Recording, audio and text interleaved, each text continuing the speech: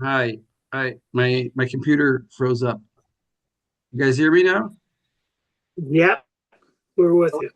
you had extra time. What do you think? What do you think? Why? Give me a rationale why a behema tamea? I mean, why would a behema tamea maybe be mutter to cook? It could be talking about just kol habasar that is otherwise available to you. Right. I think that's actually Like the a kol correct. I think that's kol call normal basar. Call basar yeah, that you come into contact with yeah, for purposes of eating, you can cook. yeah. And there's exactly. I think that's right. I think that's the headspace that the mission is in. It's thinking in terms of all the meats that we have. Okay, you can eat them. Can you cook them? It They're obviously meats that you have in your kitchen that you want to eat. And now it's saying, can you cook them in milk? And it's saying none of them can you cook in milk. But things you don't have in your kitchen, like the hema tamea, donkey meat, it's not talking about that. Maybe that is permitted. Also we always say that the strength of Basar B'chalav, I mean, as an Isur, is two heterim. So here you don't have two heterim. Right, right. You don't have to atari. So therefore, right. So therefore, you're for sure not going to get the Isser of Basar B'chalav.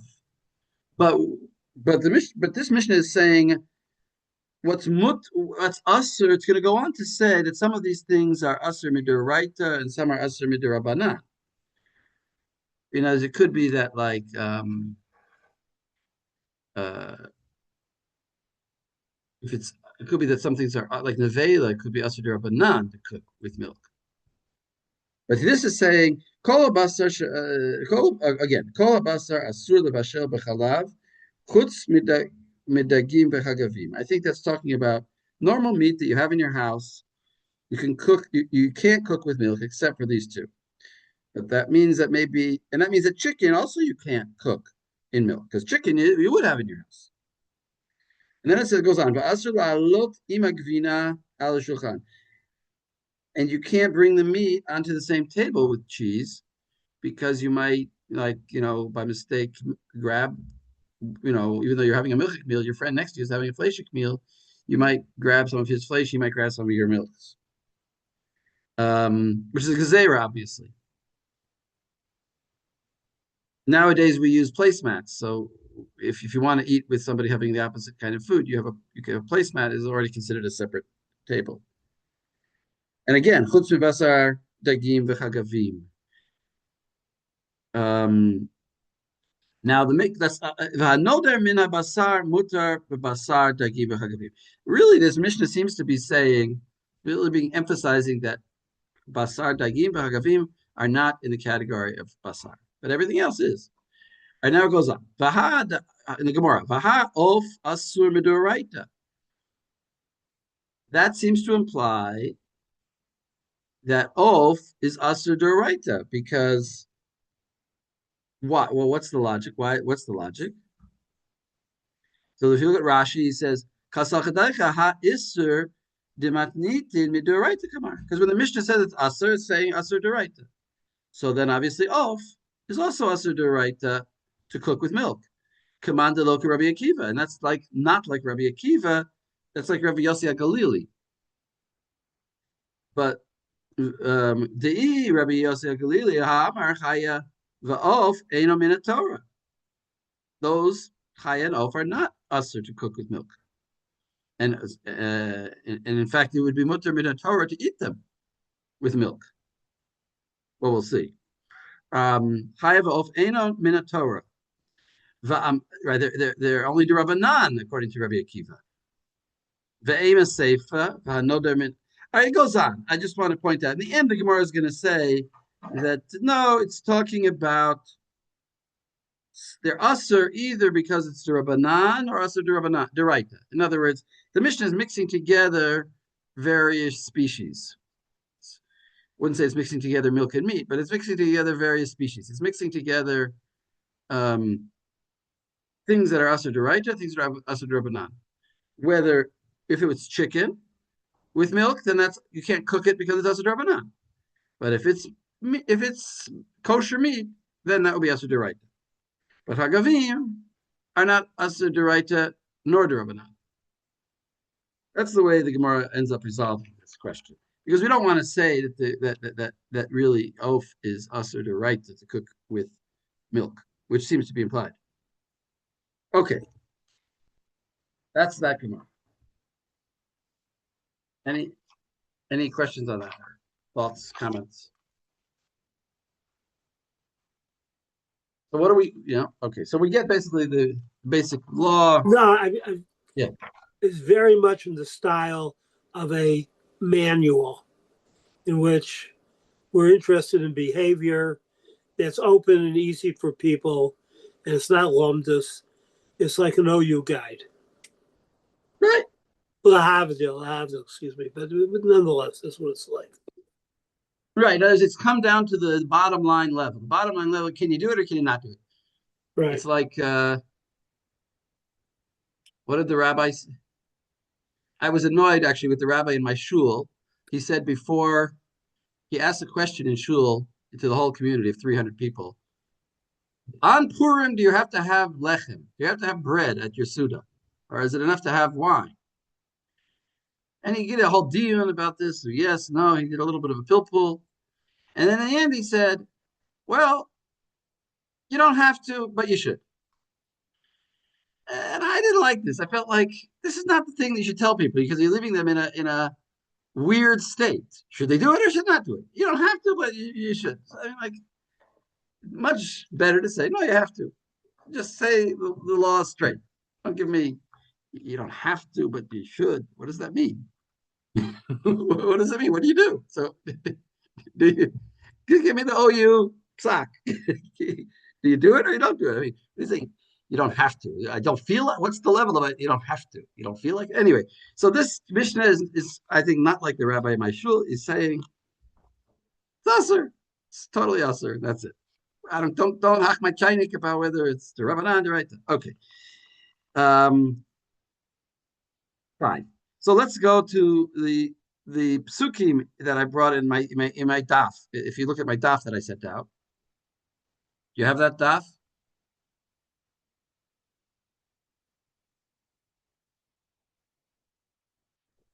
Can you put it up? Wait a second. It's not too much trouble. Just a second.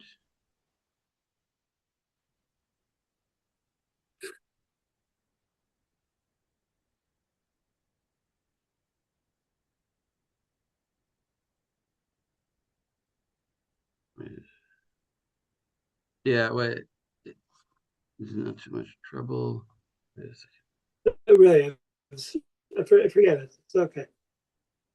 As far as I'm concerned, it's all right. Uh-oh.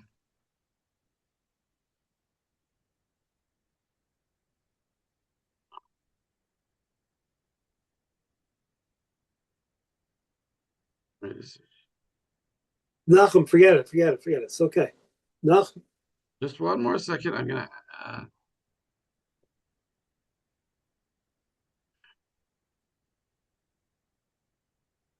They changed every. They did an update of Zoom, and there we go. All right, Max? Can you share it at some point? You can share it actually on the screen. I just put it on the screen. Okay. Put it on the screen. I'll let you share.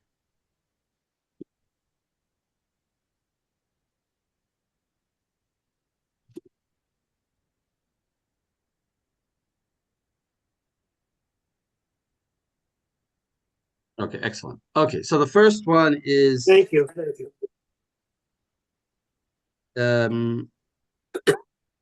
Notice this is very interesting. I think these psukim are exactly the same. Shmot kaf gimel yutet and also lamed dal kaf vav. I think they're exactly the same pasuk, the whole pasuk.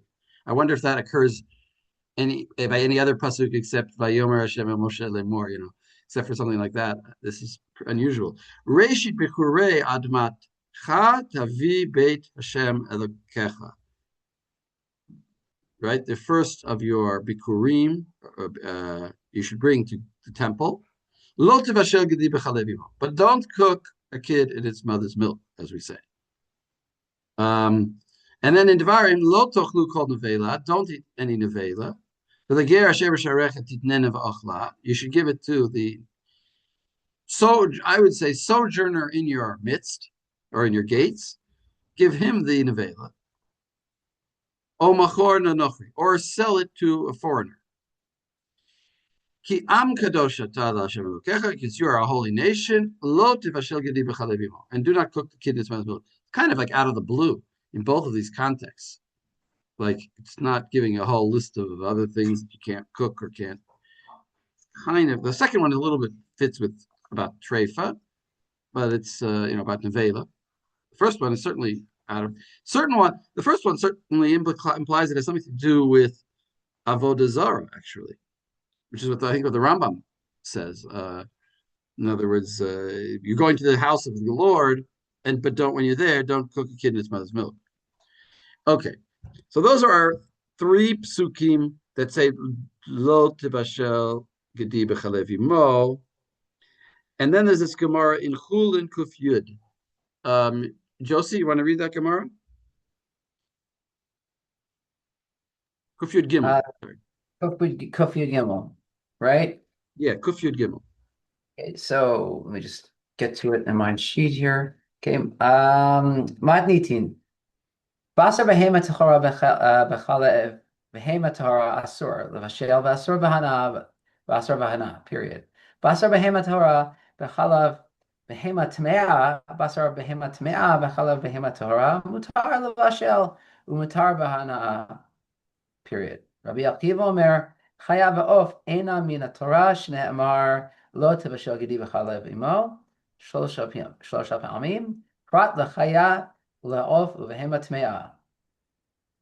Rabbi Yossi Aglili Omer ne'emar lo tochlu kol nevela v'ne'emar lo tevashel gedi b'chalev imo et she'oser misham nevela oser levashel b'chalev of she'oser misham nevela yachol yehi asur levashel b'chalev Talmud Lomar b'chalev imo yatsa of she'en lo chalav em. All right, so the explain. The mission puts off and it says that the discussion is restricted to hold on a second, sorry, just a small emergency in the house. A kosher animal or a pure animal, but in this case I think it's a kosher animal. In the milk of a kosher animal, it's forbidden to cook it, and it's forbidden to benefit from it. Excuse me for just a second. Will you two cut that out, please? Basar, but the mixed case of a basar of a clean animal with milk of an unclean animal, or vice versa, it's permitted to cook those and permitted to benefit from those. Rabbi Akiva offers saying achaya va'of, these are wild animals and birds, aren't forbidden in the Torah because the first part is like mutually agreed upon. First part about like donkey meat with cow milk or donkey milk with kosher cow meat, those are not prohibited from the Torah, and they're mutter levashel and mutter b'hana. That everybody agrees. Presumably, so now, I mean, I don't know how you read it. Is it d'oraita or d'rabanan? But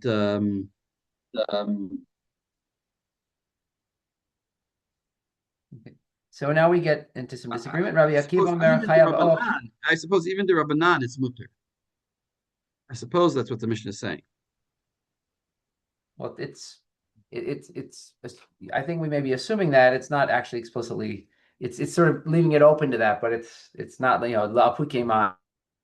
You're right. It's not for sure what the Mishnah means, but it could be going either way. But let's assume that it's talking about. I think at the moment it might make sense that it's d'Rabbanan. Even d'Rabbanan it's mutter. But maybe it's only talking the d'oraita level. We don't know what gezeras the rabbis made. Okay. So to borrow Rav Landis's quote, if you go to the fancy French culinary institute to cook things, you can't cook cow in butter, but you could cook a steak in, say, donkey's milk. Yes, or you Eat can it, cook cook it. right, or famously you could cook pig meat in butter. Right. Rabbi Akiva Omer Chayav Ha'of Eina Min HaTorah Shneimar Lo Tibashal Gedi V'Chalav Imo Shlosha Pamim Prat L'Chayal Of Behemoth Tameah. So there's Rabbi Akiva says that it's not a Torah level prohibition to cook either wild animals. I'm assuming things like venison and elk and giraffe and the other undomesticated animals in that class and fowl aren't prohibited by Torah because it specifies Gedi, and even though we're going to learn Lav Dafka Gedi, but Gedi, and it says three times to specify to basically exclude out Chaya Of Vehema Tamea. Each of those three times is to exclude these three different types of animals as being biblically prohibited from all of the things. Rabbi Yosef Lili Omer Ne'amar Lo Techol Kol Nevela V'Ne'amar Lo Tevashal Gedi B'Chalav Imo. Wait, So, before you go on, is there any machloket between Rabbi Akiva and the Tanakama about behemoth tameya? About I mean, if you're talking about a chaya that is kosher, there might be some question here, in right? other words, I think the Tanakama is saying just behemoth tameya is permitted, but chayav ha'of would be forbidden. It, I don't know. What is he saying? the Tanakh, it's Or maybe the silent, so Tanakama just is silent on that matter.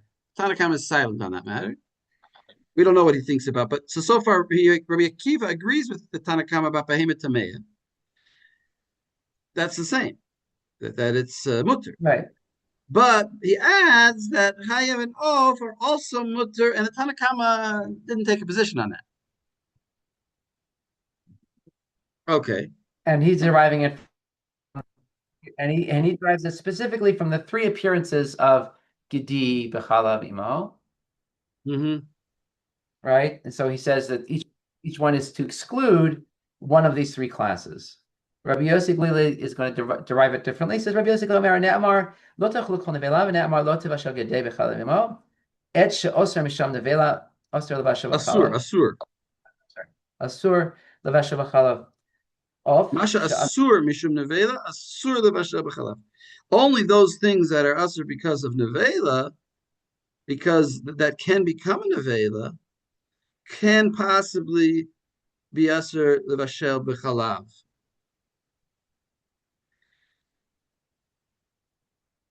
and Of Asur Mishum Nevela. Well, of can become a Nevela. Ye Asur Levashel B'chalav. Talmud Lomar b'chalav imo yatsa of she'ein lo chalavim.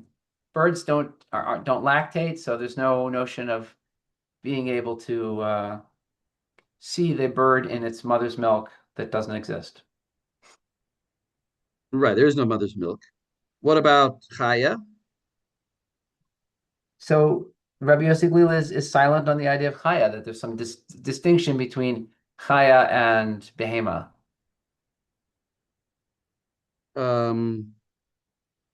Well, a Chaya can be a Nevela, right? Yes, that's what I'm saying. He's not making that distinction. So therefore, what's the din by Chaya? He would hold the din by chaya would be just like the din by behema tamea. I mean tahora. Like if you have a kosher animal, it doesn't matter. So is he more whether strict or more lenient than Rabbi Akiva? he is more strict than Rabbi Akiva because he's saying, whether it's elk or it's cow, it's asur midoraita to even to cook Right. it, to eat it. And it's sort of bizarre. Why does Rabbi Akiva exclude Chaya? Chaya has an animal that you can eat, you can have milk from it. It's unusual that Rabbi Akiva permits that. Of course, he only permits, what does he permit? He permits you to eat it? To cook it and to benefit from it, but not to eat it. Not to eat it. You still can't eat it. Well, he didn't say that yet. He just said, Eina min Torah. So he seems to be implying that midrabanan, maybe you can't do any of these cookings. Right? He says, min Torah, you can't do them. And Rabbi Galili says, no, mina Torah. They're arguing about the Torah. The Drabanan, we don't know. It could be they agree, Drabanan, that you can't do any of these things. But as far as the Torah level, he's saying that from the Torah, you don't tell me the Chaya is permitted, it's not permitted. But if he agrees. It's just forbidden at a rabbinic level and not at a Torah level. Exactly. He might agree that it's forbidden, but right. It might they both say that it's forbidden. Perhaps they both say that it's forbidden at the Rabbanan level. All right, let's look at Rashi. Rashi. Keep going. Okay.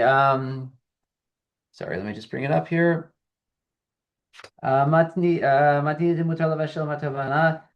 The ein bo mishum basar v'chalav k'diyalif b'gemara uv'achila miha asor mishum isor tmea. So so in these cases the sort of mixed case of a clean or unclean animal with a unclean or clean milk, you wouldn't be liable from basar v'chalav, as the Gemara is going to derive later. But in any case, eating you can't do because of its tamea. Like you could right. The Torah certainly wouldn't let you eat it because it's tamea. But it's not. But it's not. It's not. It doesn't count as basar v'chalav for other things. Right, for hana'ah and for bishul. All right, go on. Prat la'ov. Prat lo v'chaya behema tmea gedi prat la'ov she'eno behema gedi prat l'chaya she'ena behema de'af algav nechaya b'kala behema ata kra yetera u'mafkia gedi v'lo et behema tmea v'lo et behema tmea ava behema tohara de'la'ov gedi kegon para v'rachel eat Rabbi mikrai kedatani b'varita gemara. So here it says it specifies that a kid is to sort of exclude a fowl because it's not considered a behema, and gedi parat l'chaya, once again, it's not considered. This is not considered something that's a behema. It's not called that. But even though it's a class of behema, it's not. There's another word that's added for it. Right. Atakra, the verse comes and remove and umafkia gedi. Now, velo et behema. It specifies gedi and to mean not behema. In other words, it's saying, what is the drush of Rabbi Akiva? The drush of Rabbi Akiva is gedi, gedi, gedi. So what it has to be gedi? It has to be like a gedi in three ways. What three ways? What are the three? Well, first of all, we can say it's a gedi is something, let's say, that has milk. So that gets rid of chicken. And then it says gedi, well, gedi is a kosher animal. So that gets rid of, has to be like gedi. So that gets rid of behema tamea. And then gedi, what else can we say special about a gedi? A gedi is a domesticated animal. It's not a wild animal. So we're not going to have domesticated animals. The Torah doesn't mean. The Torah means domesticated animals. It doesn't mean animals that are unlike gedi. Things that are unlike gedi in the three aspects that gedi contains within it. Gedi has three aspects. It's domesticated, it's a mammal, and it's kosher. So that's Rashi's explaining kind of Rabbi Akiva, and that's nice. Next Rashi is him explaining Rabbi Yossi Aglili. Nemar lo tochlo kol nevela v'nemar, but be'ato pasuk atzmo lo tevashel gedi b'chalav imo demashma kol shenoheg bo isur nevela yesh bo mishum basar b'chalav. So in that very pasuk, it says you shouldn't see the kid in its mother's milk, to teach that everything that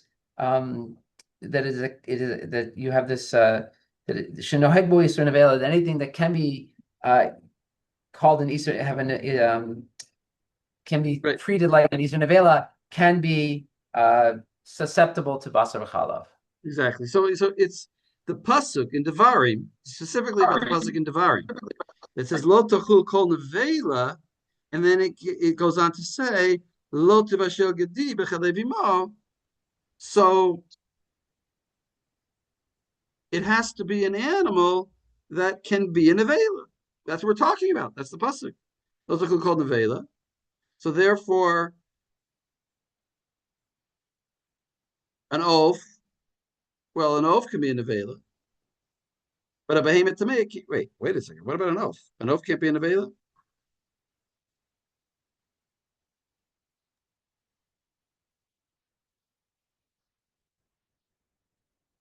Well, that it wouldn't be basar b'chalav. Except for what?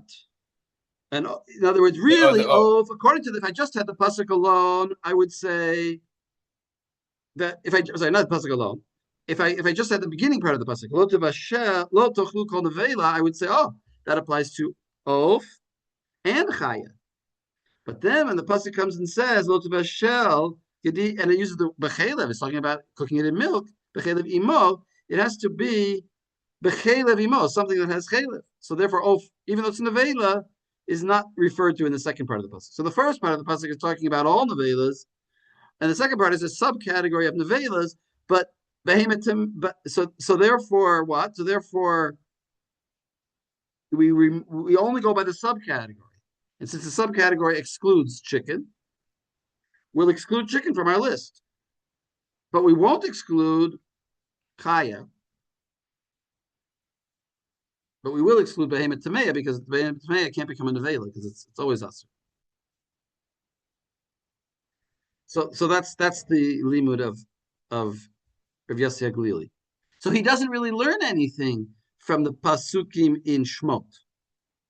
Two pasukim in Shmot that say 3 times. He doesn't do anything with that. It's all self-contained in that one pasuk. Okay. So are we narrowing down our topic here a little bit? I guess, well, we're seeing this machloket here. All right, let's go to Chulin. Max, you want to read this next Gemara in Chulin Yud Kuf Yud Gimel? Sure. Okay. Minahani mile. Amar Rabbi Elazar Amar Kra v'yishlach Yuda es gedi izim. Kan gedi izim. Ha kol makom shenemar gedi stam afilu para v'rachel b'mashma. Oh, okay. So this is the proof that gedi doesn't mean literally gedi, because here he says gedi izim. It's a kid of the goats. So apparently you can say gedi of the Rachel, and the Torah had to specify which gedi, which kind of gedi. So therefore, gedi is not specifically goat. It's really any kind of young mammal, whether it's a cow or a sheep.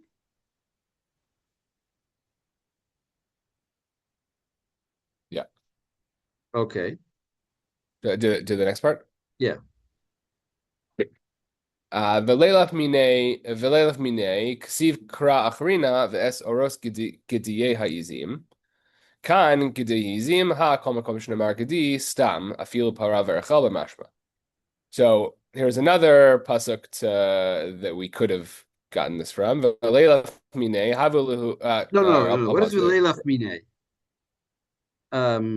Why not learn it out from this pasuk instead? Okay. That's how I understood it.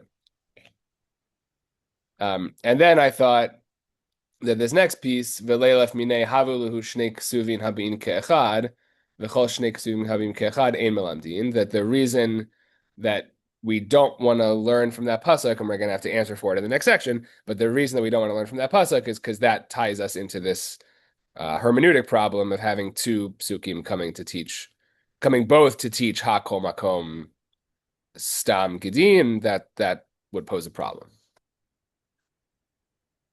In other words, we have multiple options, but it's clear kol makom shenemar gedi stam. Right. Wait a second. We have two psukim that both say that any place where it says what does it mean? What would it mean to learn from that? Let's learn from the verse Notev Asher Gedi, since the word Gedi is general. Let's learn from there that anytime it says Gedi, it's any Gedi. Since it's not From that specified way, no, Gedi. I don't think from that pasuk. I think from the pasuk That's how I Vayishlach understand it. Yehuda. No, I think it's from. I thought it's from Yishlach Yehuda. I understand it. I understand it. Let's learn from Notev Asher Gedi, since it's phrased generally. Then we can learn that any place that it says Stam Gedi, it's any Gedi. It's any. I mean, it's not a specific izim. But then it's a lav dafka. It's not lav dafka gedi. It's any sort of behema tohara in this case, and that's how we learn it out later. Yeah. Like if it wanted to specific, because other places it says gedi izim, like it wants to specify a goat, right? And I think that's where isn't that where the Gemara is taking us in this case? Like that's the way it's trying to learn it out. Because somehow they've got to get from Gedi to all the Behema Torah. Yeah. Well, let's go with the way Max was saying it. That there's two verses that are both seem to be what? They're both implying what? That a Gedi. Stam. Afilu parava. No, I learned it differently. I think when it says Leilaf Mineh, I think what it means is Leilaf Mineh is an attack. Is saying, no, don't tell me that this is specific, that this teaches that anywhere else that it says stam, it means anything. Tell me that I have Gedi Izim, and everywhere else in the Torah where I see Gedi, it means Gedi Izim. In other words, Leilaf Mineh. In other words, instead of what you said, that this is here, that everywhere else is stam gedi, it means any kind of animal, but instead say no. Just like this means gedi izim, so to every gedi that doesn't say gedi izim also means gedi izim. You understand? In other words, In other words, tell me that because I have one pasuk that says gedi izim. Now you taught me a new rule. The word gedi means gedi izim. It means a gedi of a goat. And therefore, that's the rule. Leilaf Mineh. Yeah, okay. Now I see. And then he says, but you can't do that. Because then it would just have one pasuk in the Torah like that. If one time in the Torah it said Gedi Izim, then I would say every Gedi is a Gedi Izim. But I have another one. V'leilaf Mineh. So that's the kasha. V'leilaf Mineh. It's a kasha. Okay. And then it says v'ketiv krachrina. But wait, ketiv krachrina. But no, there's another pasuk. It's a rot gedi haizi. Yeah. Okay. Khan gedizi. Yeah. So now we have. This is telling me that here it's gedizim ha kol makom shenei mar gediz stam afilu paravacha b'mashma. That tells me the exact. In other words, it also says the same limud. And then he says, in other words, v'leilaf mineh. Well, why don't I say again, learn to every place in the Torah that Gedi means Gedi Izim, not like you're saying. And he says, but that would be that we would expand these two psukim to include the whole Torah, to refer to every place in the Torah. But we have a rule, when you have two psukim, you can't extrapolate and say whatever it says that there goes everywhere. So havulu shnei ketuvim abayim keechad, because shnei ketuvim abayim keechad ein melamdin. In other words, we cannot make a general statement that any gedi means specifically a goat, but rather we have to go with the original drasha that only here, if we would have one, this is a rule of the 13 hermeneutical rules. If you have just one place, then you can expand it and say everywhere is Gedizi. But since we have two, you can't expand it. And therefore, Gedi means any animal. And don't tell me that it's Gedi Izim. Good? Versteht? Yeah. Okay. Yeah. Good. Okay. So let's read another one. So wait a second. That's just like a little, that's like a parenthetical little thing. We have to make sure that Gedi, this is to all those who criticize and say, oh, when the Jews say Gedi, the Torah says, don't cook a kid in his mother's milk, and the rabbis say means don't cook any animal, just says goat. So we have our principles. We have our methodology. Why would it, if the Torah meant to every Gedi meant Gedi Izim, then it would have only written it once by Yehuda, let's say, and never said it again. But it said it twice to tell you it's only in those two specific cases. Okay, go on. Okay. Amar Shmuel. Gedi l'rabos es hachelev, Gedi l'rabos es hamesa, Gedi l'rabos es hashalil. Gedi l'hotzi es adam, Gedi l'hotzi es hashlaya, Gedi l'hotzi es hatmea, b'chalev imo. No. Et hatmea, sorry, et hatmea, period. Okay, so the Gedi goes 3 times to include and 3 times to exclude. It includes chaylev, a dead animal, and placenta, right? Or embryo. And it excludes blood, the placenta, and a tmea. Right. So wait, so it says this is a little bit problematic. There's 6 things we're learning, right? Amar Shmuel, it says Gedi, it says Gedi 6 times? It says Gedi 3 times, but we're going to have 2 different 3 times. Right? Wait, okay. It's a little bit weird. The Gemara is going to discuss that. Let me just read it again. Amar Shmuel, Gedi the Rabot et the Chaylev, Gedi the Rabot the Meta, Gedi the Rabot et the Shalil. What are these things? How would you differentiate these first list from the second list? The second list is Dam, Shalia, which is the placenta, and Tamea. Tamea is a little bit problematic, but the first 2 there sort of fit together because they're both like parts of animals. And the first one, Gedi, they're both at the Chaylev, at the Meta. It's hard to. Is there any logic to this ordering? As Chaylev is for sure part of the animal. Meta is a nevela. That's obvious. Gedi, they're both at the Shlil. The Ubar is also kind of an animal. So I don't know if you really. Well, the Gemara is going to say they don't really need these to be learned. They're sort of obvious. All right, go on. Okay, bechelev imo velo bechelev zachar, bechelev imo velo bechelev shchuta, bechelev imo velo bechelev tmea. So now he learns 3 out of the 3 different chelev or chalav imo.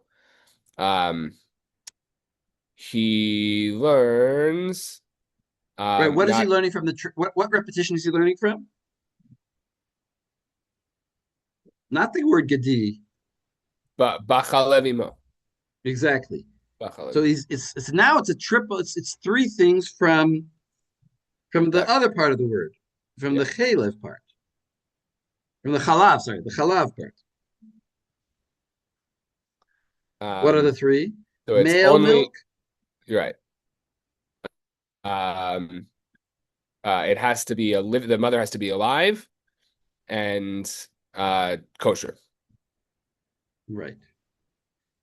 And it has to be normal milk. Milk. It's got to be not crazy milk from a man, not milk from an animal that has already died and he took milk from it, and not milk from an animal he can't eat. Regular milk. And the Gemara asks, "Had palata gedi kativ va'anan shita darshinan. It says 3 times, and we're learning 6. It's not bothered by the list about the milk because that's only 3, and so that's fine. It's only bothered by the first part, which is 6. I don't. Did anybody look at the rest of the Gemara to see how it resolves this?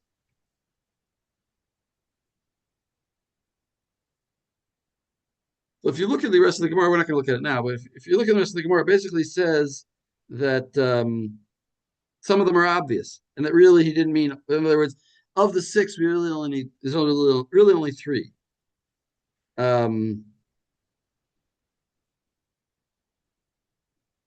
Offhand, I don't remember. I think I don't remember exactly which ones are obvious, but 3 of them basically the Gemara says are obvious. So that's fine. That's the answer. What I was interested in is just that they seem to be obsessed with this 3. It seems like there's a lot of drushes about 3, because we just had Rabbi Akiva saying 3 because Chaya, Of, and Behemoth Tameya, to teach you that those 3 are not included. Right, to exclude Chaya, Of, Chaya, a wild animal, a chicken, and a donkey. That's why the 3 came. Now we have Shmuel comes and says 2 times different. We reduce it to 3, but it's still like a different learning from 3. And now the next Gemara is going to be a whole nother learning from the 3. Seems to be like almost in the oral tradition, a strong memory of the use of these 3 to learn things from. And there's very different many ways that we can use the fact that it repeats 3 times to learn things. So let's see this next piece. Maybe Shammai, you'll read the next piece, where we're going to learn let's say a third set of 3s from the word gedi.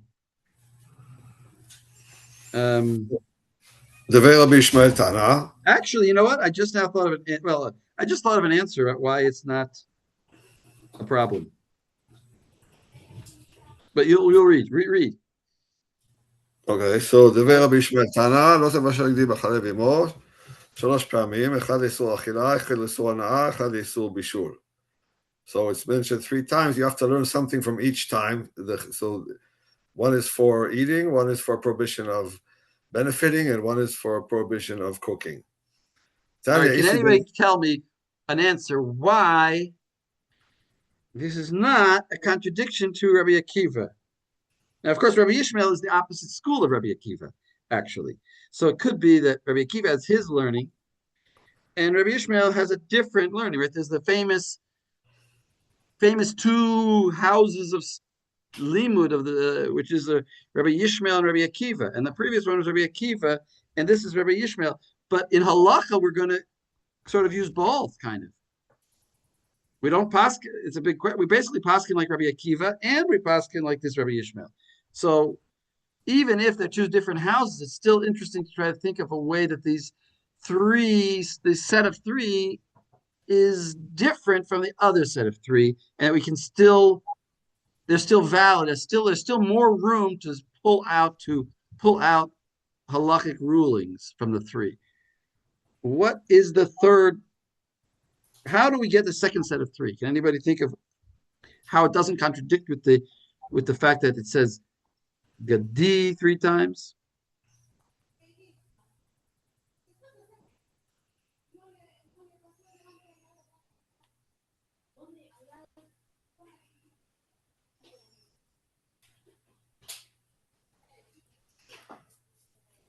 It's a greater chiddush because the lashon lo tevashel repeats 3 times, yet he's saying that no, it doesn't really mean lo tevashel. Only one of them actually means lo tevashel. The other, he's reading it as if it's lo tochal or lo teheneh. Right. But yeah, you're going. Yes, I agree with you. And you emphasize, which word are you emphasizing? What is he learning from? Levashel. He's emphasizing the idea of levashel because it's talking about achila.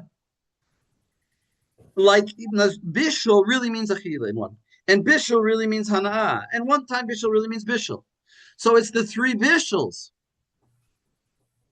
Rabbi Akiva was learning on the three gedis, because what was he talking about? What are aspects of the gedi that we need to identify? We need to identify that it's a domestic animal, that it's has milk, and all the things that Rabbi Akiva had to learn from the word gedi. Rabbi Shmuel learned, he learned from gedi also, but he also, with the second part where he learned from the chalav, that's a different thing. He learned from the fact that it's chalav 3 times. And this Rabbi Yishmael is learning from the fact that it says levashel 3 times. So we got 3 different words that we can get 3 different drushes of 3s. One on levash, the last one here on levashel, the first one on gedi, and then the second part of Shmuel was on the chalav. I think that's a nice way of thinking about it, because it's very confusing, because we have which is the right one? How can and they're all right, and how come they don't contradict? All right, so if we're talking about contradiction, now let's read. I don't know if anybody knows this. Tanya Isi ben Yehuda. Anyone know anything about Isi ben Yehuda? Who is Isi ben Yehuda? So he is actually a Talmud he's a Talmud of Rabbi Akiva. So he's from the Beit Sefer of Rabbi Akiva.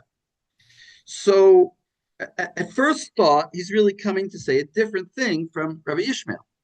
Rabbi Yishmael had his drasha, and then Tanya Isi ben Yehuda, he's going to say something else.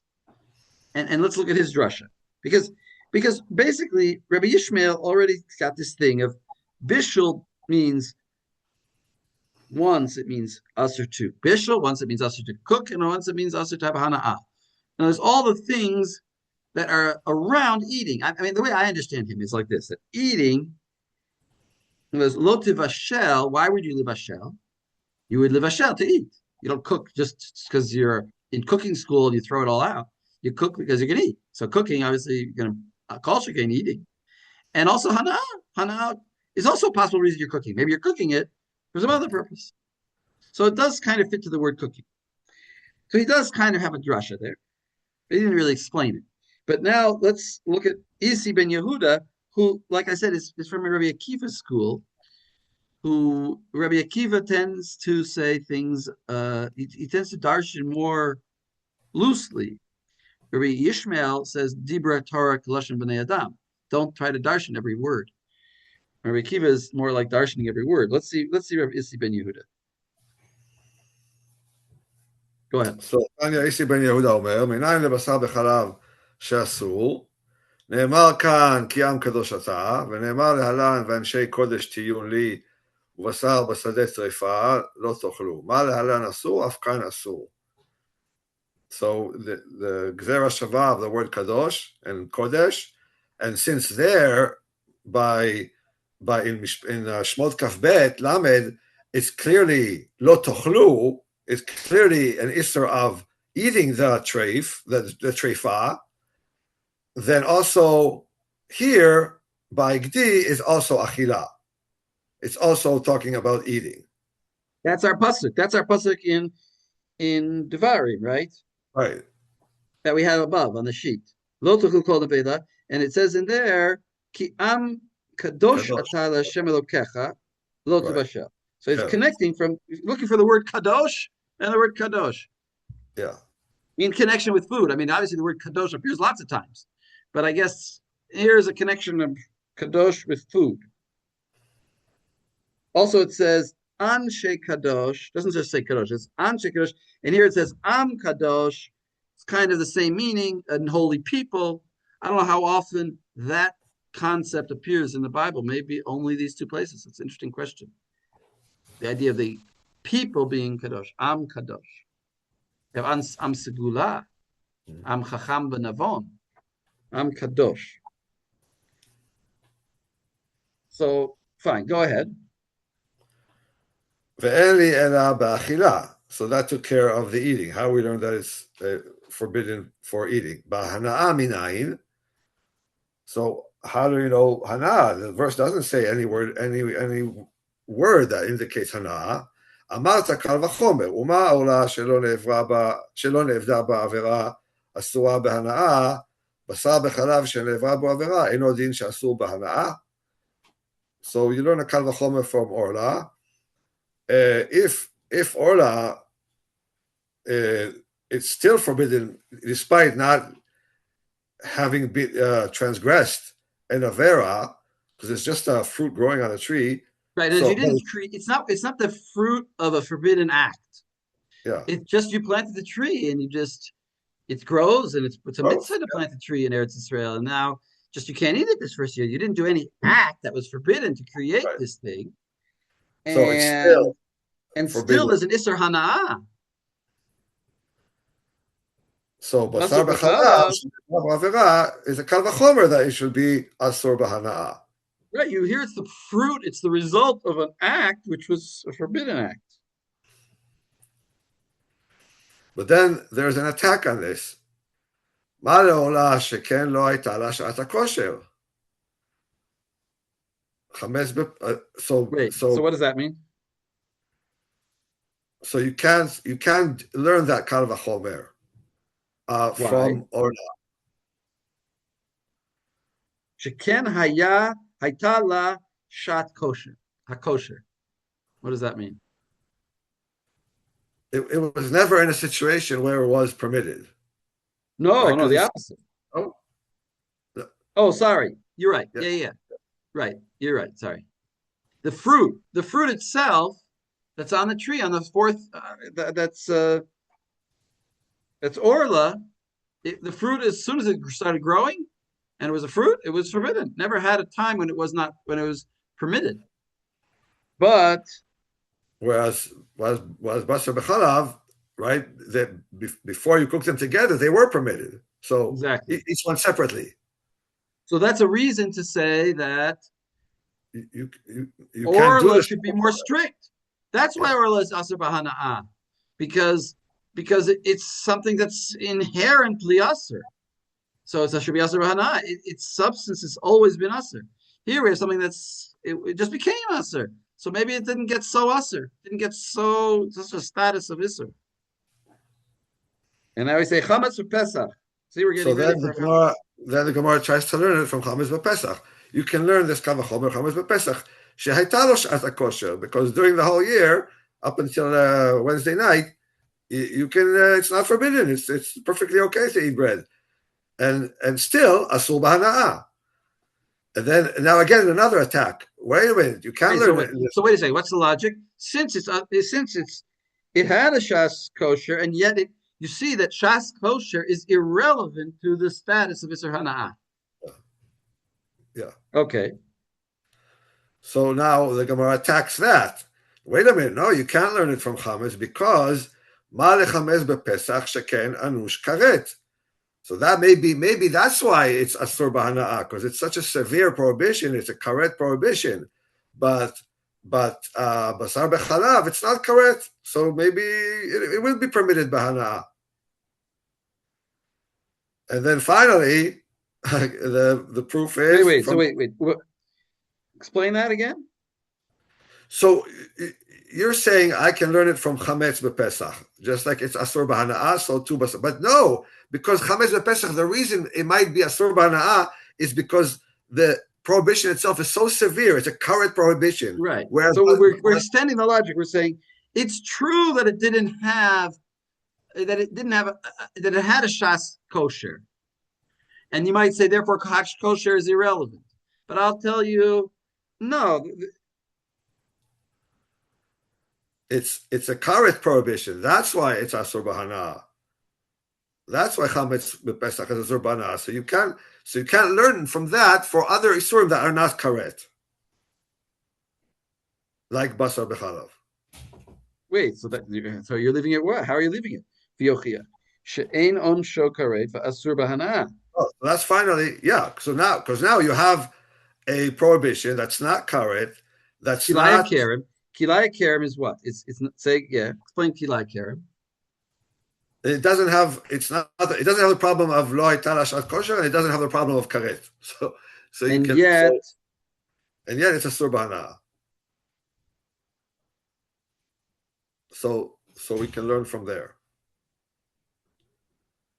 Wait a second, but it does Kilaya Karim have Shas kosher? Yeah, I think it does have, because it's only when you mix them together. No, I'm not sure exactly, but it's Kilaya only Karim is normally by you grow them itself. together. It, Well, true. oh, Technically, it could be. What? I thought only when you mix them it becomes asur. That they grow separately, they grow, and it's permitted. No, but It's the if they same for grow, Basar B'chalav. you're saying How Kilaya Karim. how is it not like No, orla, right? Basar You're asking, b'chalab. No, Kilaya Karim is if you plant wheat, let's say, in between your grapevines, then as soon as the wheat comes up, the wheat is usser, or the grape is usser. so Right. you're saying So therefore, No, it's he's not like Basar b'chalav, no? no? I thought it's saying different than orla. You're saying it's like orla, that it never had a shat kosher. I thought it might be different, but I wasn't sure about what exactly how that prohibition works. Yeah, I'm not sure either. Maybe we'll take a break here, but before we go, Rabbi, what is Isi ben Yehuda? Rabbi Isi ben Yehuda, does he agree with Rabbi Yishmael? Does he agree with Rabbi Yishmael? In what way does he agree and what way does he not agree?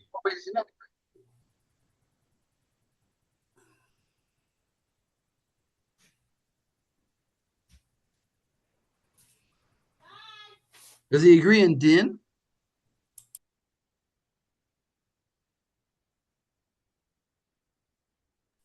So I mean, it's a question to anybody.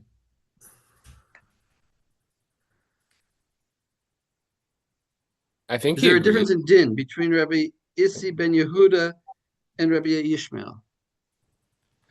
I think he agrees. Isi ben Yehuda is just trying to find another way of proving the Isser Hana, which is where he gets this whole or why he brings the whole Kavachomer. Right. What about Bishul? I mean, It's Bishul in the says Lot Bashel. What about it's in the Achila? pasuk, yeah. What about Um, Achila? and yeah, I mean that's the where he says ainly ela be'achila, so he must also. That was from Anshe Kadosh. Right. That was his Gezerah Shava kind of. That's the Achila. And then this Isser Hana is this complicated learning here with the different examples. So he has basically, he starts off with one. As he takes the pasuk, he has the same din. He takes the pasuk at face value, right? The pasuk is at face value. Lo tibashel means lo tibashel. But because it says the word anshe kadosh, and we have another place where it says anshe kadosh, and that means referring to achila, and that's achila. And then he has this complicated learning for hana. So he agrees in din, but why does he not accept the opinion of Rabbi Ishmael? Why doesn't he just learn it from the fact that it says three times? because the verb is tevashel. I mean, Rabbi Ishmael's opinion is difficult to substantiate. The verb is tevashel. So yeah, we know cooking is prohibited, but how do you get to eating? How do you get to hana? And Right. he's trying to teach us that no, even though the verse in all three places is tevashel, the verb, you can still, using all these methodologies, you can still learn about achila and also about hana. Right. I think you're right. I think that Rabbi Yishmael, I mean, I gave a kind of svara for why it fits, why livashel is for the purpose of eating, so that's why it fits. But I think he's not fully satisfied with that. And he sort of, I don't think he argues with Rabbi Yishmael. I think he accepts Rabbi Yishmael's three, but he has to pin it down. Okay, it says three times, but what are these three? Why does it say livashel three times? So in other words, he's kind of adding an aspect to it. Rabbi Yishmael gave the the fact that there is three prohibitions, and he is giving what those three prohibitions are. In other words, they're If you can't learn the limud that way, which I think is a good way of learning it, then you have to say that it was. It's a baby. Basically, there's a tradition, and this is an asmachta. who's an asmakta? Rabbi Ishmael, you're saying, Yeah, right? And he's giving more strength to that asmakta, perhaps. yeah. Yeah. But once you say it, and once you say it with the, it makes sense. It does make sense. In other words, you may not have had the necessary derivative force, but once you say it, it makes sense, as there's three elements to this food, to the food isur. Right. There's the preparation, there's enjoying it, there's eating. It Right. makes sense. It fundamentally doesn't make sense that the Torah would prohibit cooking. What's the problem of cooking it? In other words, people don't go around cooking things just to cook things. They cook them to eat them. The Torah, why is the Torah obsessed with our cooking things? They should be obsessed with whether we eat the things. Because maybe the isur of basar b'chalav is actually kind of like chametz. There's something so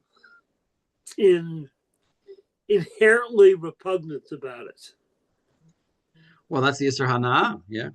Yeah. All right, let's take a 5-minute break here. We'll come back in 5 minutes. Okay. Thanks.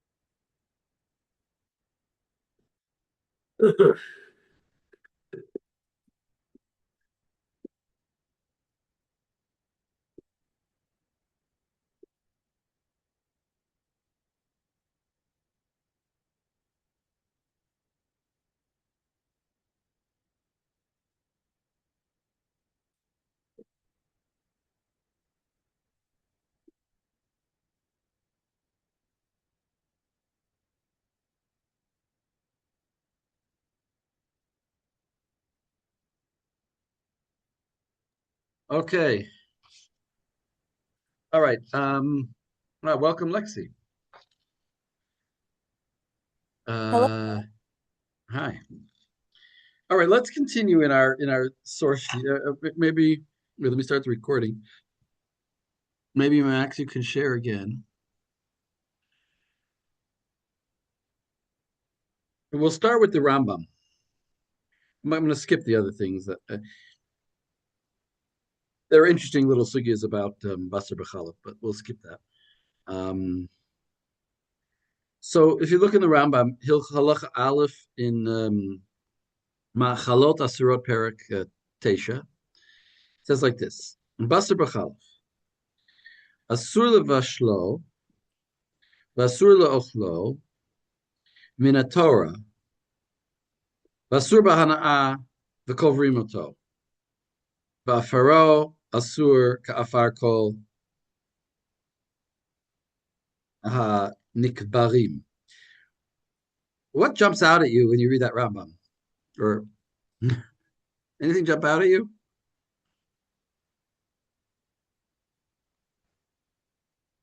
The position of us Mina Torah in the middle of it, as opposed to like all of them. It's like why Yeah. there as opposed to That's what jumps out to me exactly. Isn't it? Is it Rabbi Landis? That surprise you? Not at all. No. Why? I know the Rambam. I'm sorry. Yeah, but it But sounds. you're right. I mean, in that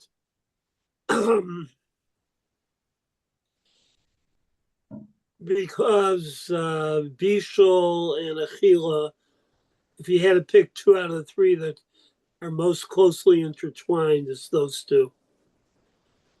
Yeah, but aren't we just saying, and we just learned all these drushes that it sounds like he's saying that Isser Hana'ah is not Deraisa, is not from the Torah. But we just learned that it is really. Yeah, I know. So the other way is No, I'm just right. saying it seems like shocking to me. To me, it's shocking. Like it sounds like if I would just read that and know nothing else, it would almost I would get the nuance that it's not Asur Min Torah. You may. It's also Babashel. It's also to eat it. And you know what? It's also also Bana. Yeah, in other words, he's saying those two are more easily to convince the reader. And the other one also is also Asur Min Torah. He doesn't mean to say it's not Asur Min Torah. It just means to say it's less obvious. It's less obvious that it's us. Yeah. I don't know if this really means anything, but I was looking. I have the Rambam open. The last halacha in the previous parak, he says Ze klal kol she'isuro min haTorah asor la'asos bo schora. It's like Hana, right? Yeah, which sounds to me a little bit like Hana. That's very good.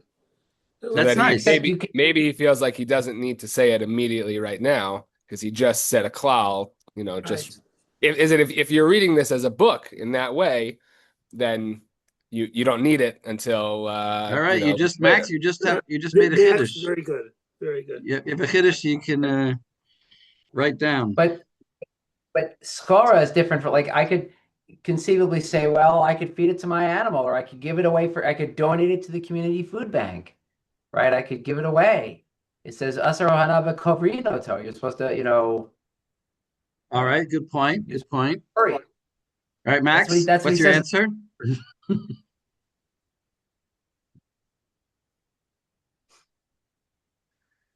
All right, good point. All right, I hear you. Max, so read again. Can you read that last line of the Rambam again? Yeah, it's parak ches halacha yud ches. So I didn't read anything before, but ze klal Kol she'isuro min haTorah asur la'asos bo schora. V'chol she'isuro midivreihem mutar la'asos bo schora bein b'sfeiko bein bevadai. Right, That's the full. he's just that's probably the topic of that chapter was about schora, and he's Right. just summarizing what's the din of schora. It doesn't mean to exclude. Maybe it doesn't mean to exclude other things. You'd have to look earlier in that chapter and in maybe the previous chapter even, but it's to substantiate this idea. But anyway, you look at it, it does strike me as a strange way of organizing it, like Josie said, but we'll be indulgent and say, okay, he didn't mean anything too significant by that. Or perhaps he did. Well, I like to keep these things as like thoughts. Maybe there is some meaning to that. But let's go on.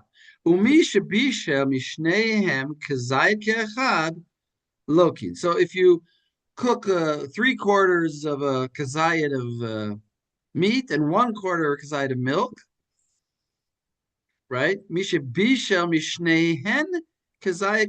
That what came out is a kazayit. Lokin shenemar lo tevashel kedi b'chalev imo. Our pasuk. V'ken ha'ochel kazayit mishneihem. V'abasar b'achalav shenit bashel be'echad. And so too, if you eat a kazayit mishneihem mehabasar b'achalav shenit bashu ke'echad. I don't think he means you eat from the meat and from the milk, but you're from the thing that was cooked together. Loke afal pi shelo bishal.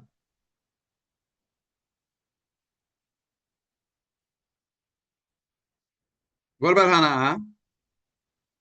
When do you get whipped for hana'ah? Do you get lokim in the Torah for hana'ah? You didn't say that. Interesting. Lo shataka katuv mila esor ha'achila ela mipnei she'asur habishul. Lo shataka katuv mila esor ha'achila ela mipnei she'asar habishul. The only reason that the Torah didn't say don't eat it is because it said don't cook it. Klomar afilu bishlo asur. If you just cooked it, it's asur. It's you're doing an avera.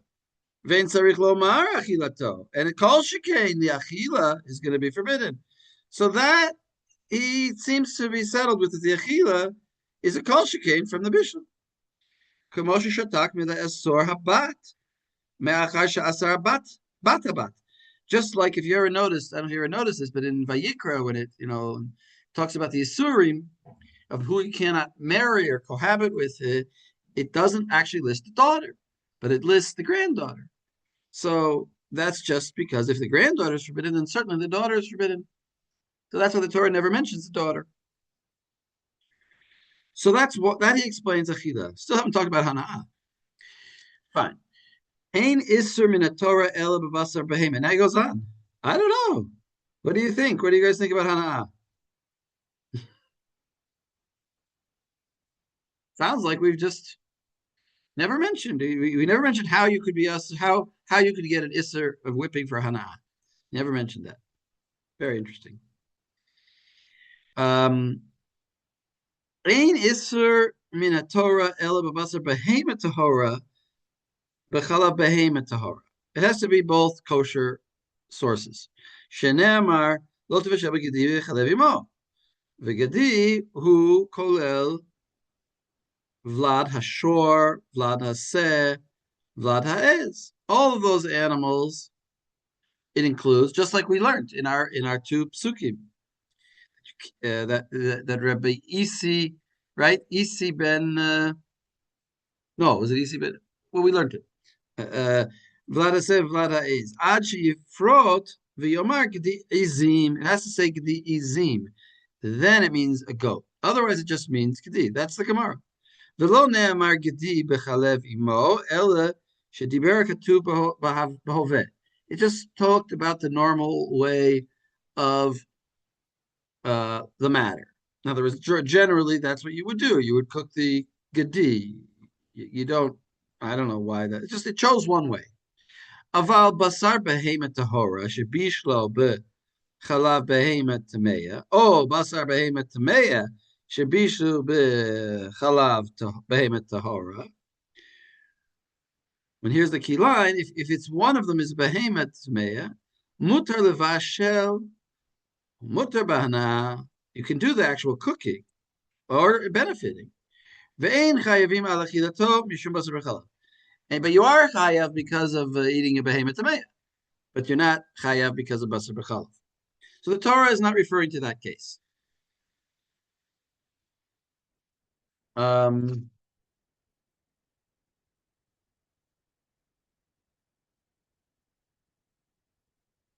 I think that's like the first mission that we saw. In other words, there's no prohibition on these, on the behemoth tameya. If he's involved, then there's no prohibition of basar b'chalav. V'ken basar chayav ha'of, and also chayav ha'of, bein b'chalav chaya, bein b'chalav behema, whatever kind of milk it is, eino asur ba'achila min Torah.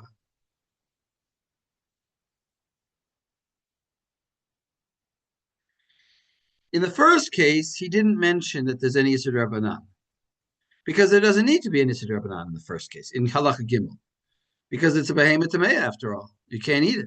Why would the rabbis get involved? But in this case, where you have basar chaya va'of, which are kosher, chalav chaya, whether now you're with the milk of a deer or some kind of chaya, bein b'chalav behema, whether it's deer or cow milk, they're all kosher starters. Eino asur ba'achila min Torah. So, because it's chayav of, it's not asur. Who's that halacha like? Who's that the halacha like? Rabbi Akiva. Rabbi Akiva. That's the Rabbi Akiva that we saw, and not like Rabbi Yossi HaGalili. What did Rabbi Yossi HaGalili? Well, why is this not Rabbi Yossi HaGalili? He's He stricter. seemingly thinks Of is mutar, and the Rabbanan think it's doraita. Well, he No, seems to but think that he thinks Of is mutar, but chaya, etc., are asur doraita, and the Rabbanan that's the key point. At this point, yeah, the mutar midrabanan is not relevant at this moment. But here he's just saying, right? Maybe it is relevant, but it's not Rabbi Yossi HaGalili for two reasons, right? Rabbi Yossi HaGalili says that chaya is asur min Torah. But here he says, "V'kein basar chayav of whatever milk you use, ain't asur min Torah. It's not asur min Torah. So that's not like Rabbi Yossi HaGalili. Lefichach muter levashlo u'muter b'hanaya. So therefore, you can cook it. Muter sounds like even the Rabbanan, right? You can cook these things together. But asur b'achila. But what about eating them? They're both kosher things, and you didn't do the Yisr Basar B'chalav. Basar B'achila Midivrei Sofrim. But that's Midivrei Sofrim. It's Asur Kedei Shelo Yifsha'u Ha'am V'Yavo Lidei Yisr Basar B'chalav Shel Torah. Because they might, if you let them eat it, they might come to cook and eat things that are really Asur Min Torah for Basar B'chalav. V'yochlu Basar B'Hemet Tahora B'chalav B'Hemet Tahora. Shaharei. All right. But what does it sound like? What's mutter? It sounds like what's mutter? I mean, he just seems to say that what's mutter to Rabbanan is to by chayav of you could cook them and have hana'ah. That's pretty problematic. I don't think we generally think like that. That you can cook chicken in milk as long as you don't eat it, or you could cook deer in milk as long as you don't eat it. But it sounds like that's what he's saying. Well, why do you think it's problematic? I mean, it's problematic to our ears. That's all I mean, because we generally think that that's usser. And the Shulchan Aruch seems to think that's usser. As we like, I don't mean to say the Rambam is wrong. I just mean to say. I don't think the Shulchan, I had to double check. I don't think the Shulchan Aruch actually necessarily disagrees. We have the difference between, there's like a stira that we'll see between like the Maris Ayin concern, like. Yes, there's a Maris Ayin concern. No, but if you look at we'll look at the Bach. We'll look at the Bach and we'll see. There's different opinions about this question. But I'm just pointing out that at the moment, it does seem a little bit problematic because it seems problematic in the sense that I wouldn't tell somebody go ahead and cook. I don't know. It seems to contradict. Why? First of all, why are you cooking this together? You're not even you can't eat it. So it's not really going to happen very much. But whatever. He seems to say that this If you're a chef and like someone tells you to make a chicken parm. right. Well, at the beginning of this year, we said that if you're learning in the French school of cooking and they want you to cook, um, donkey meat in milk, you could do that. And now we're saying even if they wanted you to cook chicken cacciatore or whatever it is, chicken parmesan, you could do that. Which is even a bigger release, which we didn't really see from the Gemara so clearly. I mean, I don't know. I didn't see this in the Gemara really. Unless, correct me, did anybody see a source for this idea in the Gemara? I mean, I think it's the svara, which is that like this is basar v'chalav is the only one for which we have an isser of bishul, right? Like our other isurim, we don't have a prohibition of bishul, even for other isurei doraita.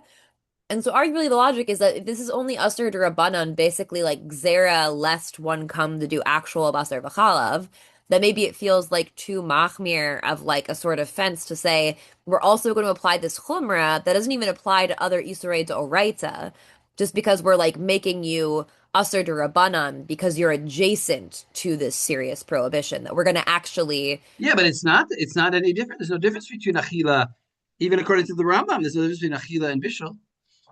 They're both asur min Torah.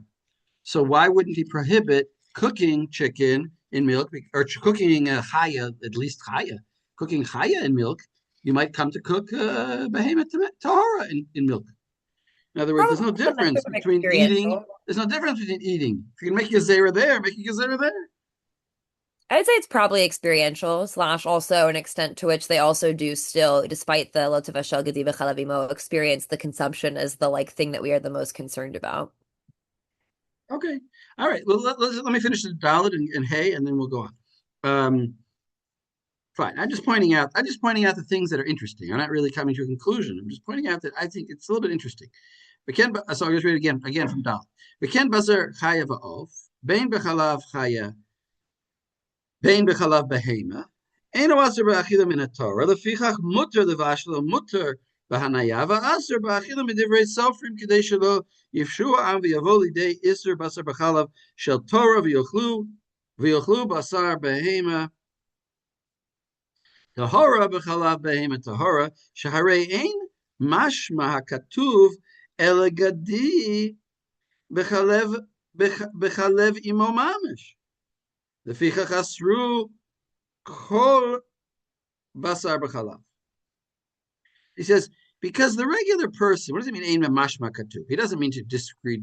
Sounds like he's disregarding all the limudim that we saw, that it does mean everything. Gedi is not, it says Gedi 3 times to tell us other animals. Shar ein mashma katuv Gedi el Gedi b'chalev imo. So what he means is mamashma for like the simpleton reading the Torah, for the simple reader of the Torah who is not steeped in rabbinic literature. It sounds like it doesn't. The pasuk explicitly is saying Gedi b'chalev imo. So therefore, to uproot that thought, we have to aser kol basar b'chalav, even chayav va'of, but only in achila, not in bishul. Okay. I'm just saying that's why there was this gezerah, according to the Rabbi, because the Torah is misleading in its language, and we don't want people to be misled.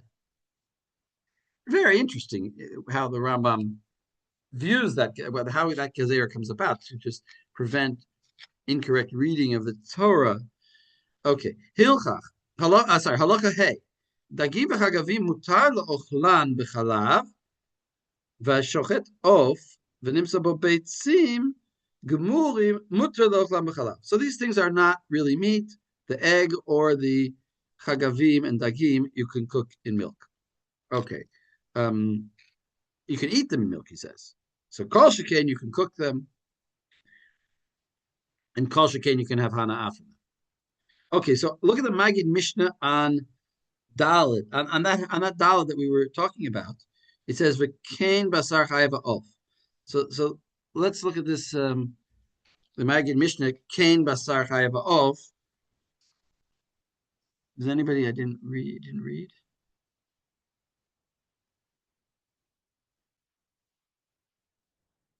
Somebody wants to volunteer? Yeah, okay, Jacob. The same basar. What? Yeah. The He's talking about that whole section of Kain Basar Chayav Of. okay. Right.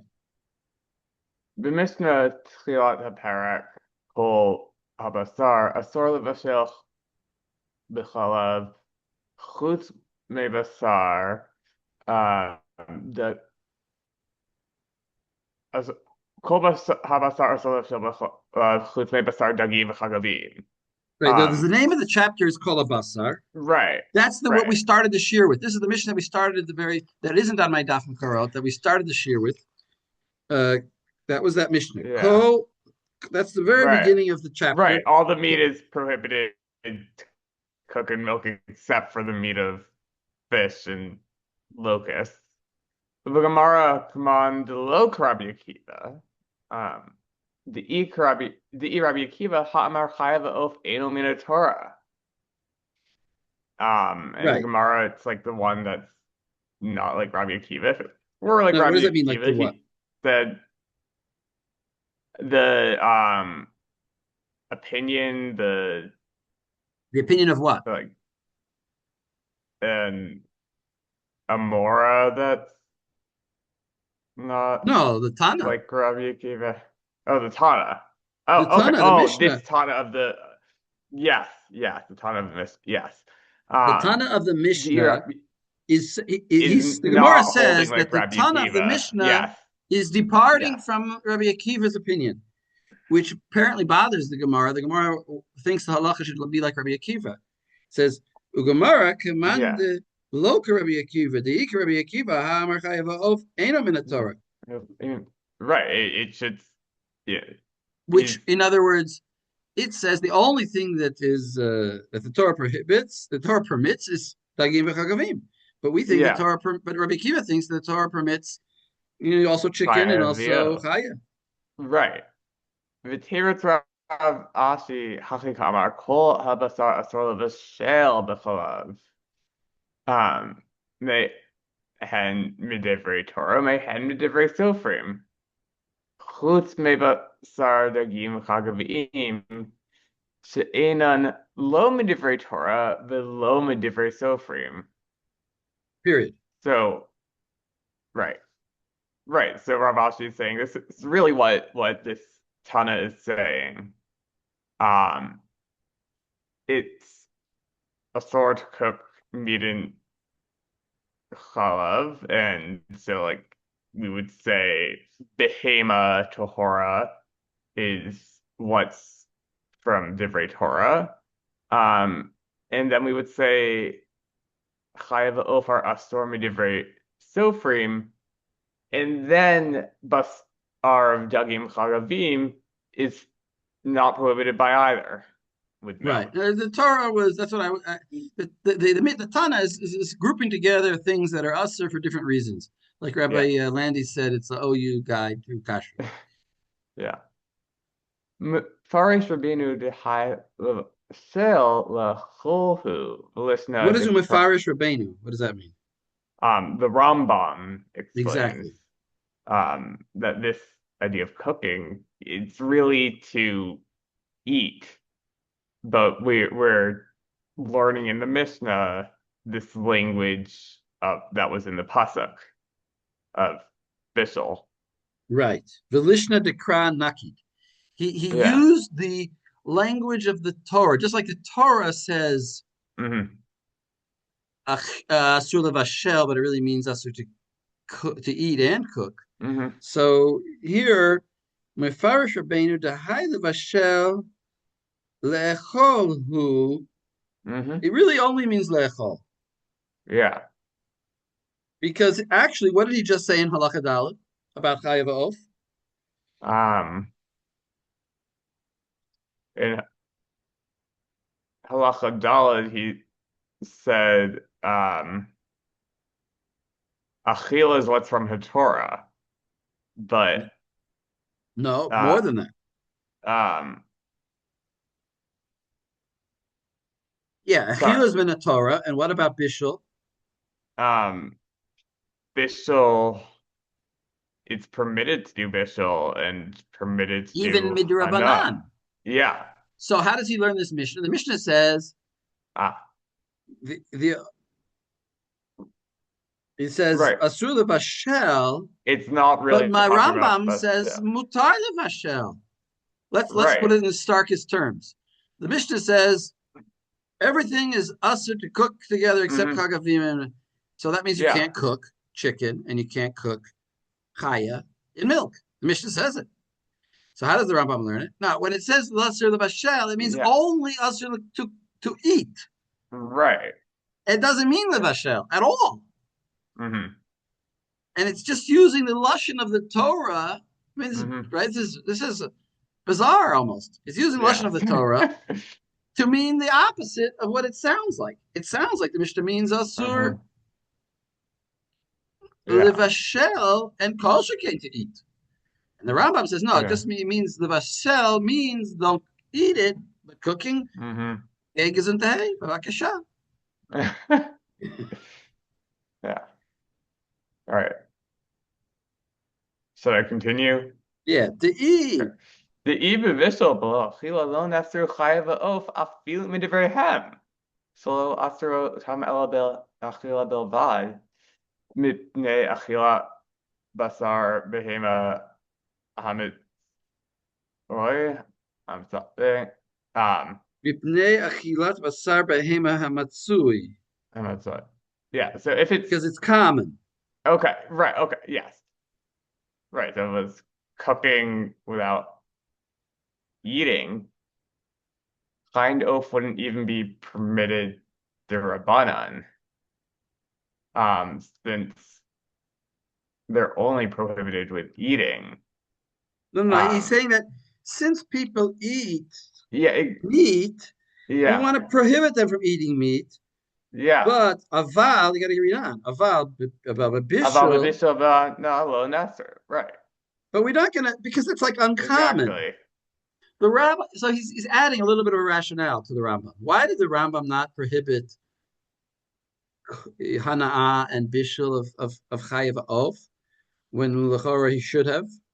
Because people don't do that so much. People don't cook chicken for no reason. They don't go to whatever that school in France is and learn cooking and then just cook for the sake of cooking.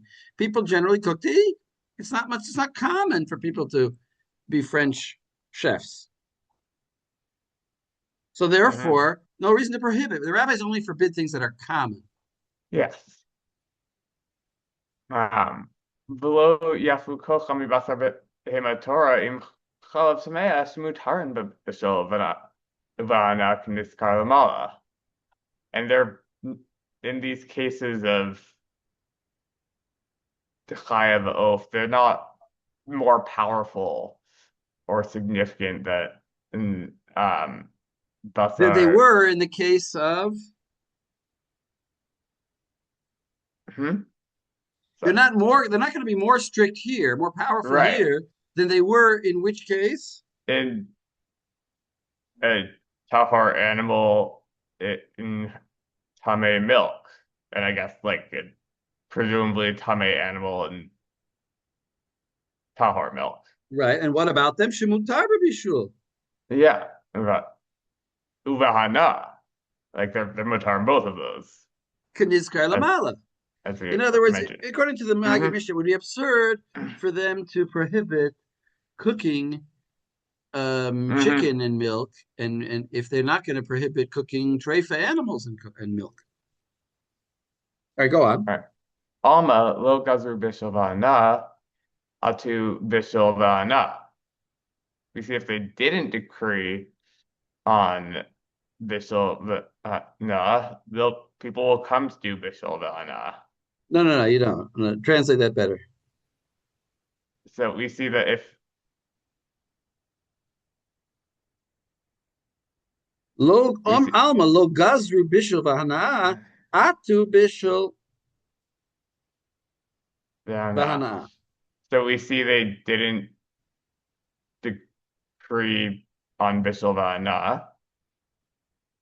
And of the animals that are permitted, really, yeah. like a treifa animal, they didn't make those gezeras in the same way that Minotaur it's usher by other animals to do bishul and hana. In other words, they didn't go there in that direction. They didn't go there between bishul and hana. They only goes there between eating and eating. Right. Yeah. And therefore, by behema tamea, where they didn't even need to prohibit they didn't do any prohibitions, because they didn't do any prohibitions because you can't eat it at all. But they could have just as reasonably prohibited rabbinically to cook them and to have hana from them. Yeah. Because that it would have been that you could have done theoretically. So they could have prohibited that. The eating they couldn't prohibit because they also anyway asked to prohibit. It's also minotaurity because it's an actual treifa animal. But the bishul and the cooking, they could have it goes around, or they didn't. So you see that why? So if they don't go there, then why would they go there here? Right, Shekin enough. He's giving a rationale to the Rambam. Right, and the gezerah is only on eating. ואף על פי שיש דסני הטעם שיש אחד מהם כבר אסור באכילה, ואין לחוש שמא יאכלם, אבל בחי וחלב שכל אחד בפני עצמו התר, גזרו על הבישול והעונה, שמא יבוא לידי איסור אכילה. And even if there is to push off that it different there, that one of them is already asor b'achila, and there isn't any need to worry that maybe they'll eat them, but by chayav oaf and milk, since each one is by itself permitted, they should decree on the bishul and on the hana, because maybe one will come to do the asor b'achila. We should כשם שגזרו באיסור הלה על שולחן כמו שבאר בפרק זה, וכאלה אחד הגזרה היא זהו דעת רבנו. Sorry. זהו דעת רבנו שלא נאסר אלא באכילה בלבד. Yes. שלא נאסר אלא באכילה בלבד. Okay. Let's stop there. I want to go directly to the tour now. So I'm just showing you that the Maggid Mishnah sort of explains the Rambam. The tour is not in our daf. You can stop the share. And we'll go to the tour. So look at the tour. The beginning of the tour.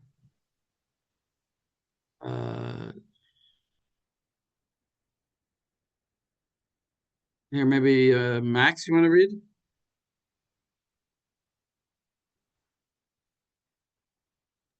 Just read until the end of the Gimel Aleph. Whatever, read. I'll say when to stop. All right. Sorry, just to stop. Okay.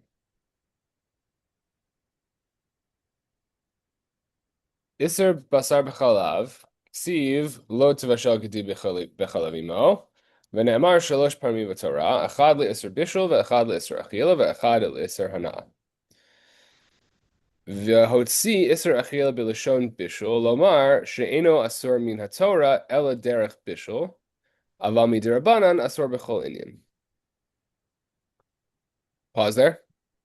Yeah, what does it mean, derech bishul here, actually? I think it means to exclude salting or other types of cooking. No, well, it's actually the sources that we didn't read. I think it's to exclude where the amount doesn't give flavor, where it's less than 1/60.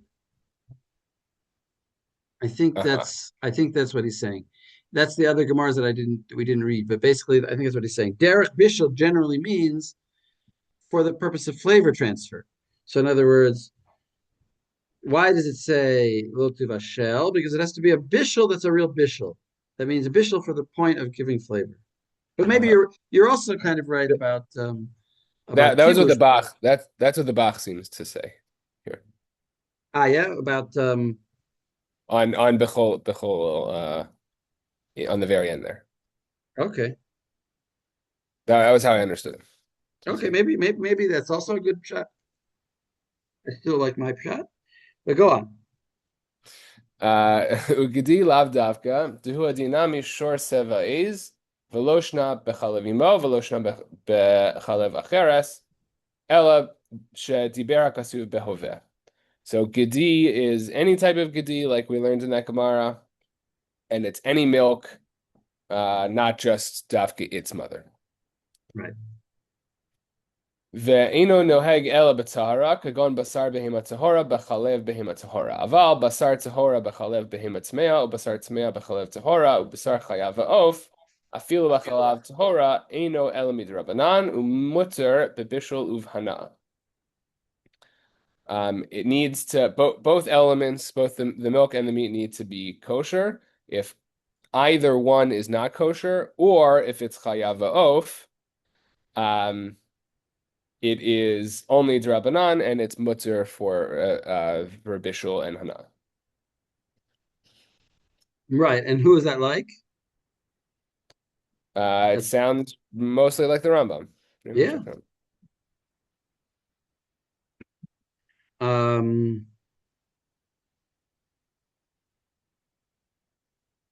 Let's look actually at the Beit Yosef.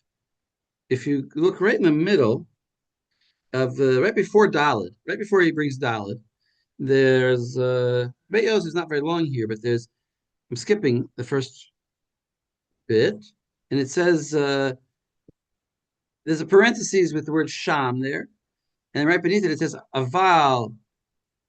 It says actually go up again. The Kule Alma above that actually. Vamrinan begamara. See what it says Vamrinan begamara? Sorry, a new place. Vamrinan begamara. It's right in the middle, kind of the, or towards the beginning actually of Bet Gimel of the Beit Yosef. It says Vamrinan begamara de the Kule Alma hainu dafka midiraita. Aba midirabanan asiri. So the Gemara seems to say that that's only deraita aval midirabanan it's aser.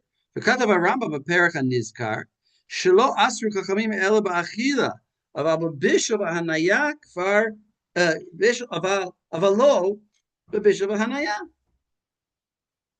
B'kfar yishev harav hamagid mashikasha al zeh v'lashon Rabbeinu eno mikuvan b'chlal. Eno mikuvan. Sheklal din basar behema tahora b'chalav behema tameya or basar behema b'chalav tahora im din basar chayav va'ov. He put them all together. He kalal them. He grouped them together, and he shouldn't have. B'chalav Torah. V'dinehi d'leinyan shelo gazru al bishul v'hanaya hem shavim. Because it is true, while it is true that they didn't go there on bishul v'hanaya, kedemashma, mipshata dematnitin, u'midivrei Rambam zal. Mikol makom, ma shekatav eno ela midrabanan, that which he wrote, eno ela midrabanan, lo matzikai ela al chayav va'of. Right, it's just an obvious point. Because by a Tameya, it's going to tell me it's Aser Bechila Rabbanan. It's Aser Deraita because the actual animal is Tameya. All right, let's skip that. Let's go to the Bach here. So, Max, read Bach Bet. Or Bach Bet, where it says, Umasha Katuv Mutter Rabishul. Okay. Mashma disfirale de inbo iser kolikar va'afiler midrabanan shari. Okay, so it means mutter completely. V'chein kasav Rav Hamagid perach tes milkos maklas asuros. Period. V'yesh litmoa amai dachu pashta desugya reish perakol basar. So why are they pushing Why did back the against? Rambam, or why did they? You're right. The Right, Rambam and the right. Tur. Why did they reject the Yeah. simple meaning of the Mishnah that we started today's shir with? Right. That said Ditznan kol what? basar asur levashel bechalav chutz mi basar dagim v'chagavim. That's the Mishnah. V'kamar Allah kiman delok Rabbi Akiva. Di Rabbi Akiva ha'amar chayav of eino min haTorah v'tireit Rav Ashi hachi kamar kol basar asur levashel bechalav mehen midevrei Torah mehen midevrei Sofrim chutz mi basar dagim v'chagavim she'inan lo midevrei Torah v'lo midevrei Sofrim. Alma de chayava of le Rabbi Akiva asur levashel midivrei Sofrim. So Right. So you see that it's true that the Mishnah says that right when the Mishnah when it said that we do agree with the Mishnah that at least the Rabbanan everything is asur except for chalav, except for hagavim, fish. So at least the Rabbanan should be asur, and the Rambam seems to say that it's mutter. At least bishul. And it seems to use the word bishul. So bishul should be asur. And the Rambam says bishul is mutter. Okay, go on. V'dochek lamar dahai levashel le'echolhu v'lishna dekra nakat. So you could try and get out of it by saying that bishul here really means achila, and that it's just using the lashon of the psukim. And like the Maggid said, exactly like the Maggid said. Right, but he says that's a dochak. He says that's ridiculous. Right, Kamosha Piresh Rav Maggid. Right, that right. Dehakra bein achila bein bishul kamar, because that. He says, what are you telling me? If it was using the lashon of the kra, then the kra meant both. It didn't just mean achila. It said bishul after all. It meant bishul and achila. And you're telling me the Rambam is using that language to mean just. The Mishnah is using that language to mean just achila. That's crazy. You can't use the language of the kra and then mean something different from what the kra says. Okay, aval. So he doesn't like this. Aval ein. Aval ein lefaresh de le'echol kamar velo bishul. It can't be talking about eating and not cooking. V'zel l'shon Rashba b'chidushav reish perakol basar. Kol habasar asur levashel b'chalav. Lishna dekra nakat dichtiv lo tevashel gedi. Ve'asor levashel ve'asor le'echol ka'amar ad kan l'shono.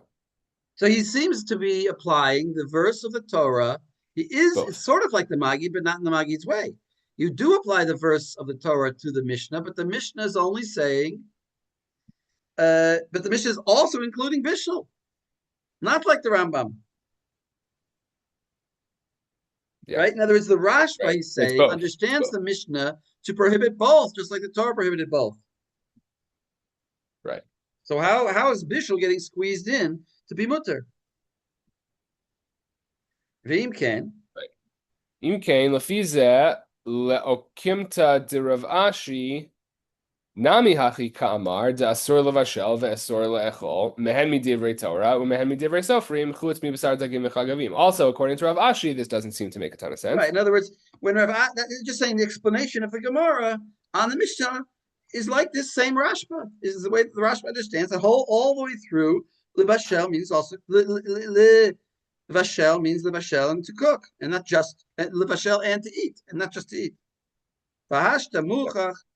V'hashta muchach lehedya lederebi Akiva nami ika iser basar b'chalav b'chayav v'of midirabanan bein b'bishul bein b'hana'a. Right, and therefore, for Rabbi Akiva, the whole Gemara is going like Rabbi Akiva, so therefore Rabbi Akiva must hold it's asur. Right, both, yeah. Right, all three actually. Right. Even Hanaya. Could it perished? Right. Okay, go on. A little bit more. Let's see if we can squeeze in a little bit more. The divrei harambam nami mikuvanim al pi derech zeh sharei kasav in isor min haTorah ela basar behema tahora aval basar behema tahora שבשלו בחלב בהמה טמאה, או בשר בהמה טמאה שבשלו בחלב בהמה טהורה, מותר לבשל ומותר בהניה, ואין חייבים על אכילתו משום בשר בחלב. Go ahead, Okay. keep going. מבואר להדיא שלא אמר דמותר לבשל ומותר בהניה, אלא מן הTorah. Right? It's only min Torah that it's mutter, but not completely, which is what the Torah is saying. Ukida Messiah ve'in chayavin al achilaso mishum basar b'chalav. Okay, wait. Let's stop here. Stop here. Well, skip ahead. Skip ahead like 6 lines, and you see where it says v'chule, and it says hu hadin the asur levashlo the asur bahana medivrei sofrim. You see where that is? Just a little bit further. And then read the next part. Hu hadin de asur levashlo v'asur b'hanaya midivrei sofrim de isur bishul v'hana nimshach achar isur achila. Oh, stop there. Okay. So isur, this is the klal of the Bach. Isur bishul and isur hana'ah goes hand in hand. Nimshach achar isur achila. They go hand in hand. You can't tell me you have one without the other. They go hand in hand. And then skip down to the hand at the bottom. Meaning all 3 have to come together. Exactly. In other words, exactly. Isser bishul uvahana'ah go after achila. Whenever achila is prohibited, then so too is bishul hana'ah. So he's saying that you can't, it's a 3-layer sandwich. You can't split it up. You can't separate the milk from the meat. But you can't can separate the hana'ah from the, what? But you can split it up into, that's all D'Rabbanan, right? That's all D'Rabbanan. Yeah, D'Rabbanan. Yeah. Whenever the rabbis were gozer, their gozer on all 3. Yeah. Okay. And what about by we didn't read this part, but what about by Beima Tameya, which clearly is mutter to bishul? Right. Beima Tameya with milk or chalav Tameya. So there the rabbis didn't get involved at all. So they left the din on the Torah level. So that's why it's mutter to cook and it's mutter to have hana'ah, because they left it as a Torah din. And therefore, because anyway you can't eat it midiraita. The Torah says you can't eat it because it's a behemoth man. So the rabbis didn't get involved. It's like this. Either the rabbis get involved or they don't get involved. If they get involved, they answer everything. If they don't get involved, they leave it the Torah way. And they didn't, by behemoth tamei, they didn't see a reason to get involved because anyway you can't eat it. But they're not going to get involved piecemeal. And now look, if you the hand at the very bottom, he is usually the halacha that he paskins. So the kolzeh. The kolzeh delo kamasha kasaba agas shulchan aruch be hagahos. Bahagaha, I think Rishonah. Okay, Vishniya, Vishnishit. Right. All of the Ramaz is wrong. Right. Lechalek bedin bishul v'hana ben behema laof ela ein chiluk. Right. At the end of the day, you can't split them up. Yeah, I'm just pointing out. So we'll stop here. I'm just pointing out this interesting psak here of the Bach that he's saying he rejects. He says they're all learning wrong, and he's saying it has to be one. When one is prohibited, they're all prohibited. It's very clean the way he's learning. And he claims that the Rashba is on his side. All right, we'll stop here. After Pesach, we'll see what we do after Pesach. We may continue. I may give another shir on the beginning part, and then Lexi, you hear me? I may continue after Pesach and then go to the second half because we have some work to do in the Shulchan Aruch. Okay, shukayach to everybody. Have a happy Passover. Yeah. Wait, Rabbi Lannis, we don't hear you. We can still say a kosher Pesach. A happy and a kosher Pesach. 2 days from now, that's insulting. But right now, we're on the Ahasaf. Thank you very much, Rabbi Nachum, for the share. My pleasure. Okay, Laila Tov. Rabbi Nachum, first of all, it was a very good share today. You know, it was really brought them into the